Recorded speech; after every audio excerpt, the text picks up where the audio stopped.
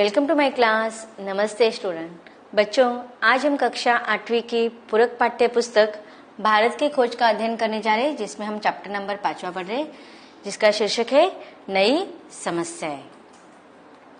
नई समस्याएं इस पाठ का यह सेशन नंबर 8वां है।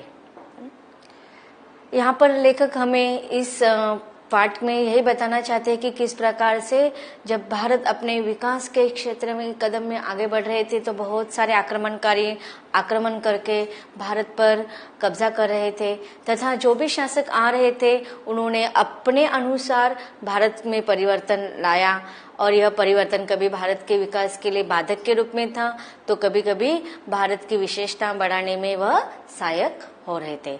अब आगे लेखक हमें कौन सी नई समस्या के बारे में वर्णन करने वाले हैं, उसको हम पढ़ते हैं पाठ के अगले परिच्छेदों के द्वारा।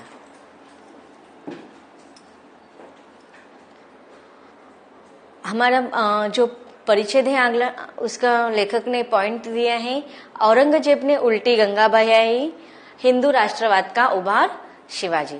तो देखो, इन परिच्छेदों में लेखक ने दो व्यक्तियों के बारे में हमें वर्णन किया है। एक तो है औरंगजेब जो मुगल शासक का सम्राट था, और दूसरा है शिवाजी महाराज जो हमारे देश का प्रमुख शासक के रूप में उन्होंने कौन कौन से कार्य किए उसका।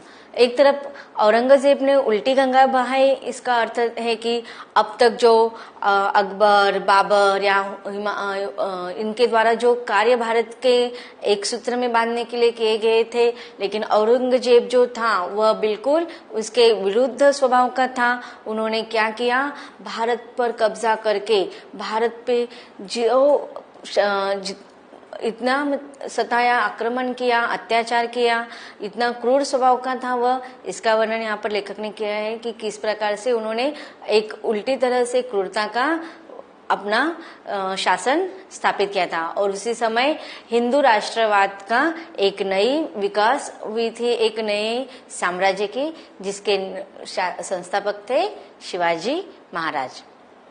सबसे पहले हम औरंगजेब के बारे में जानकारी हासिल कर लेते। औरंगजेब जो था वह लास्ट मुगलों का जो शासक था उनमें से अंतिम शासक माना जाता है औरंगजेब। उनका पूरा नाम है अबुल मुजफ्फर मुहिउद्दीन औरंगजेब आलमगीर। इनका जन्म गुजरात में दाहोद में हुआ था। इनके पिताजी का नाम शाहजहां है और इनकी माता का नाम मुमताज महल है। शाहजहां इन्होंने ही अपने पत्नी के याद में ताजमहल बनाया था। अब हम थोड़ी इस लेखक हमें कौन सी विस्तार से जानकारी देना चाहते हैं, यह परिच्छेदों के द्वारा हम पढ़ते हैं। औरंगजेब समय के विपरीत चलने वाला शासक था। अपनी सारी योग्यता और उत्साह के बावजूद उसने अपने पूर्वजों के द्वारा किए गए कामों पर पानी फेरने का प्रयास किया। अब देखिए, वह बहुत ही शक्तिशाली योद्धा माना जाता है। उसने बहुत ही निपुण योद्धा क्षेत्र में कार्य किया था, लेकिन उसका जो स्वभाव था वह बहुत ही क्रूरता का था। वो शासन उसने अपनी सारी योग्यता और उत्साह होने के बावजूद भी उसके पूर्वजों ने जो कार्य किए थे, शासन कार्य भारत पर तथा अन्य देशों पर कब्जा करके अपने शासन को सुव्यवस्थित सुचारू रूप से चलाने के लिए जितने भी प्रयत्न किए थे, वह सारे प्रयत्न उसके पूर्वजों द्वारा किए गए कामों पर औरंगजेब ने पानी फेर दिया, उनके प्रयत्नों को विफल कर दिया। वह धर्मांध और कठोर नैतिकवादी था। अब देखिए, उसका स्वभाव का वर्णन करते हुए लेखक कह रहे कि वह नैतिक दृष्टि से बहुत ही क्रूर, कठोर और धर्म को, खुद के धर्म को ही मानने वाला था। बाकी सारे धर्म को वो कभी आदर सत्कार नहीं करता था। उसे कला या साहित्य से कोई प्रेम नहीं था। हिंदुओं पर पुराना घृणित जजिया कर लगाकर और उनके बहुत से मंदिरों को तुड़वाकर उसने अपनी प्रजा के बड़े हिस्से को नाराज कर दिया। अब देखिए, हमने इसके पहले भागों में जिन मुगल शासकों का वर्णन पढ़ा था, उन्होंने क्या किया था, बल्कि भारत के संस्कृति का समन्वय करके उसका विकास किया था। भारत के जनता के दिलों पर वो राज करना चाहते थे, जबकि औरंगजेब बिल्कुल उसके विरुद्ध स्वभाव का था। उन्होंने क्या किया, हिंदू पर बहुत अत्याचार किए, लगान कर, जजिया कर वो उन पर लेने लगे। उनके बहुत सारे मंदिरों को तोड़ डाले जो धार्मिक दृष्टि से उनके लिए बहुत महत्वपूर्ण थे। उनके धार्मिक ग्रंथ, उनके मंदिरों को तोड़ डाले और इस प्रकार प्रजा का बहुत सारा गुस्सा उन्होंने अपने ऊपर ओढ़ लिया था, क्योंकि उनका व्यवहार इस प्रकार का था कि सारी प्रजा उनसे नाराज हो चुकी थी। उसने उस अभिमानी राजपूतों को भी नाराज कर दिया जो मुगल साम्राज्य के अवलंब और स्तंभ थे। अब देखिए उनके पूर्वजों ने जिन बड़े साम्राज्य के जो छोटे बड़े राजा थे, राजपूत थे, उमराव थे, उनको अपने दरबार में बड़े बड़े पद देकर अपने साम्राज्यों को मजबूत बनाया था। लेकिन औरंगजेब ने क्या किया, उन स्वाभिमानी राजपूतों को नाराज कर दिया जो उसके ही साम्राज्य के आधार स्तंभ माने जाते थे। उत्तर में सिख उठ खड़े हुए। वे हिंदू और मुस्लिम विचारों का किसी हद तक समन्वय करने वाले शांतिप्रिय समुदाय के प्रतिनिधि थे जो दमन और अत्याचार के विरुद्ध एक सैनिक बिरादरी के रूप में संगठित हो गए। अब देखिए इस प्रकार से औरंगजेब के आक्रमण से क्या हो गया, उत्तर में एक नया ग्रुप उठ खड़ा हुआ, उसके विद्रोह के रूप में, विरोध के रूप में वो था सिख लोगों का। सिख लोगों ने हिंदू और मुस्लिम विचारों का कई हद तक समन्वय किया था। वह शांतिप्रिय समुदाय प्रतिनिधि भी माने जाते थे, लेकिन उन्होंने क्या किया, इस औरंगजेब के अत्याचारों के खिलाफ विरुद्ध वह भड़क उठे और उन्होंने फिर से एक अपनी नई संगठना स्थापित कर दी। भारत के पश्चिमी समुद्र तट पर उसने प्राचीन राष्ट्रकूटों के वंशज लड़ाकू मराठों को क्रुद्ध कर दिया। ठीक ऐसे समय जब उनके बीच एक अद्भुत सेना नायक उठ खड़ा हुआ था। अब उसी समय जब औरंगजेब ने अपना सारा साम्राज्य भारत तथा अन्य प्रांतों पर चलाना आरंभ कर दिया था, उसका क्रूर व्यवहार के वजह से उन्होंने बहुत सारे राष्ट्रकूटों के वंशज के जो लड़ाकू मराठे थे उनको क्रोधित करवा दिया और उसी समय उन मराठों का एक सेना नायक उनके आक्रमण के विरुद्ध उठ खड़ा हुआ था और उनका नाम था महाराज शिवाजी। उनका वर्णन हम आगे पढ़ने ही वाले हैं। मुगल साम्राज्य के दूर दूर तक फैले क्षेत्रों में उत्तेजना फैल गई और पुनर्जागरणवादी विचार पनपने लगे जिसमें धर्म और राष्ट्रवाद का मेल था।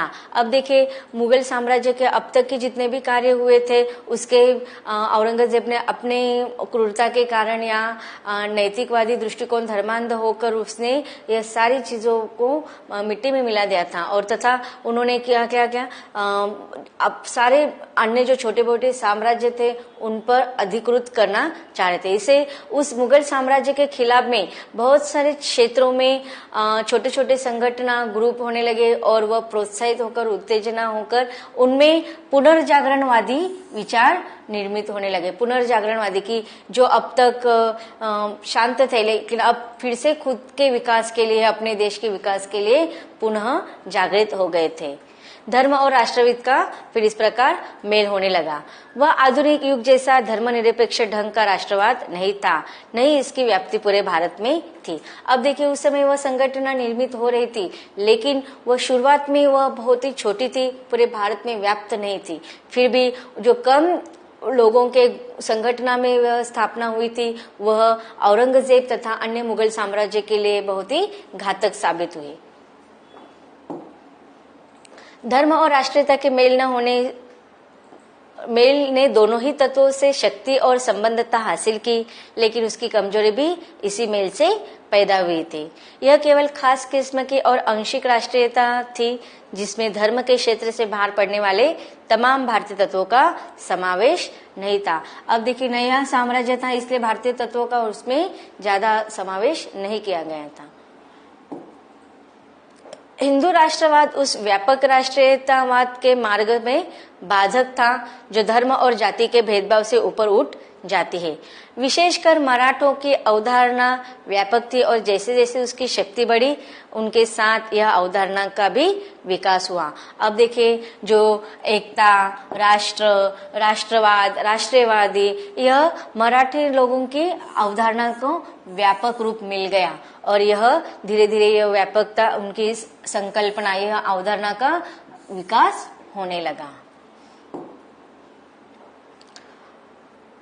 1784 ईस्वी सन में ऑरेन हस्टिंग ने लिखा है कि हिंदुस्तान और दक्षिण के तमाम लोगों में से केवल मराठों के मन में राष्ट्र के प्रेम की भावना है, जिसकी गहरी छाप राष्ट्र के हर व्यक्ति के मन पर है। अब देखिए यहाँ पर जो मराठा साम्राज्य स्थापित हुआ था, उसमें जिस प्रकार से राष्ट्र की भावना थी, राष्ट्र के प्रति देश प्रेम दिखाई देता है, ऐसा अन्य शासन काल में नहीं दिखाया गया था, ऐसा वर्णन यहाँ पर लेखक कर रहे हैं।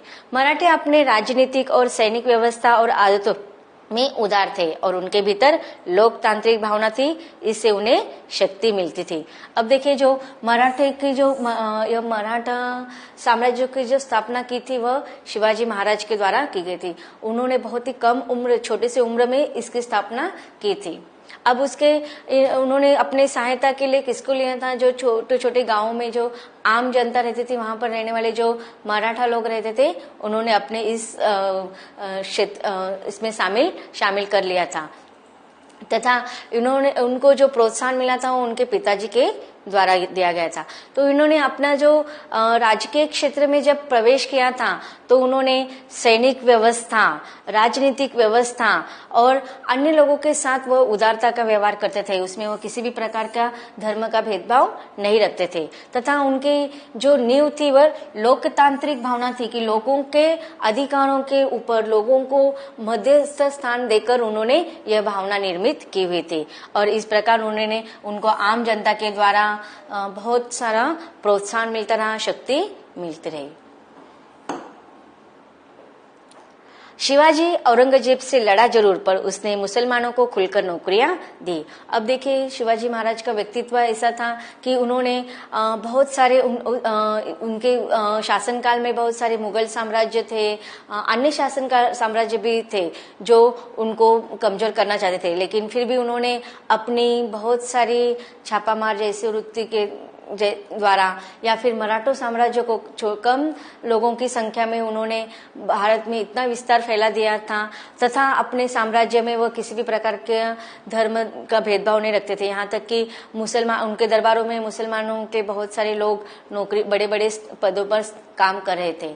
यहाँ तक कि उन्होंने हमेशा औरतों का भी सम्मान किया है। उनके द्वारा पकड़े गए जो मुगल साम्राज्य के जो सैनिक लोग रहते थे, उसमें अगर स्त्रियां का समावेश होता था तो उनको सम्मान के साथ वापस लौटा देते थे। मुगल साम्राज्य के खंडित होने का महत्वपूर्ण कारण आर्थिक ढांचे का चरमराना था। तो इस प्रकार मुगल साम्राज्य का जो नष्ट होने का महत्वपूर्ण कारण है, यहाँ पर लेखक कह रहे कि उनके आर्थिक ढांचा कम हो गया था। किसान बार बार विद्रोह करते थे। इनमें से कुछ आंदोलन बड़े पैमाने में खड़े हुए। 1669 ईस्वी सन के बाद जाट किसान तो जो राजधानी से बहुत दूर नहीं थे, बार बार दिल्ली पर सरकार के खिलाफ खड़े होते रहते थे। गरीब लोगों का एक अन्य विद्रोह सतनामियों का था। तो इस प्रकार मुगल साम्राज्य के पास आर्थिक ढांचा, उनका खजाना कम हो जाने की वजह से बहुत सारे किसान, गरीब लोग उनके खिलाफ विद्रोह करने लगे थे। उस समय जब साम्राज्य में फूट और बगावत फैली हुई थी, पश्चिमी भारत में नई मराठा शक्ति विकास कर रही थी और अपने को मजबूत कर रही थी। शिवाजी, जिनका जन्म 1627 ईस्वी सन में हुआ था, पहाड़ी इलाकों के सख्तजान लोगों के आदर्श छापामार नेता थे। अब शिवाजी महाराज, इनका जन्म शिवनेरी किले पर हुआ था।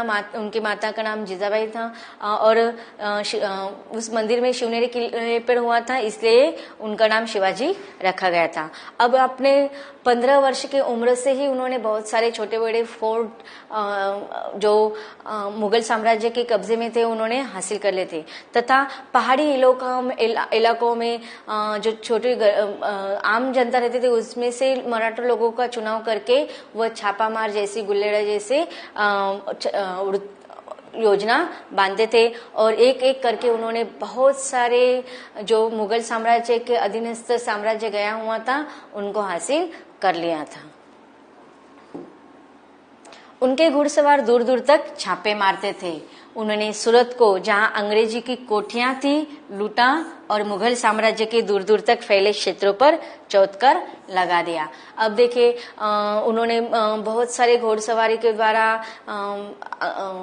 अंग्रेजों की जो सूरत उस समय बहुत ही महत्वपूर्ण केंद्र माना जाता था व्यापार की दृष्टि से, तो वहां पर मुगल साम्राज्य की जितनी भी संपत्ति थी वह लूट लाया करते थे। और फिर मुगल साम्राज्य पर ही उन्होंने चौथ कर लगा दिया था कि उनके द्वारा जिस प्रकार वो लगान लगाया करते थे, उन्होंने मुगल साम्राज्य के जो धन संपत्ति होती थी उस पर भी कर लगाना शुरू कर दिया था, जिसे हम आज टैक्स कहते हैं। उन्होंने मराठों को एक शक्तिशाली संगठित फौजी दल का रूप दिया, उन्हें राष्ट्रीयतावादी पृष्ठभूमि प्रदान की और दुर्जय शक्ति का रूप दिया। 1680 ईस्वी सन में उनकी मृत्यु हो गई, लेकिन मराठा शक्ति तब तक बढ़ती गई जब तक भारत पर उसका प्रभुत्व नहीं हो गया। इस प्रकार छत्रपति शिवाजी महाराज की मृत्यु के बाद उनके पुत्र संभाजी ने इस साम्राज्य को आगे बढ़ाया। उसके बाद राजा राम के द्वारा भी यह साम्राज्य आगे बढ़ा, लेकिन कुछ समय के बाद उनके साम्राज्य का विनाश हो गया था। फिर भी जिस समय उन्होंने भारत पर मुगल साम्राज्य का अस्तित्व था, उनको बहुत ही आक्रमण करके उनका लोहा छीन, बहुत मतलब उनको सारे क्षेत्र पर जहां पर उनका बोलबाला था वह उन्होंने आक्रमण करके उनको पराजित कर दिया था। देखते हैं कठिन शब्दों का अर्थ। नैतिकतावादी, नीति संबंधी वाद, अवलंब, सहारा, प्रतिनिधि, नेतृत्व करने वाला, राष्ट्रीयतावाद, राष्ट्रीयता की भावना, उदार, दयालु, चरमराना, नष्ट होने की स्थिति। तो बच्चों, अब तक हमने देखा कि किस प्रकार से औरंगजेब और मराठा के सेनानायक शिवाजी महाराज, इनका वर्णन हमने पढ़ा। आगे भी लेखक हमें बहुत सारे भारत में आने वाली नई समस्याओं का वर्णन कराने वाले हैं, उसको हम पढ़ेंगे अगले भाग में।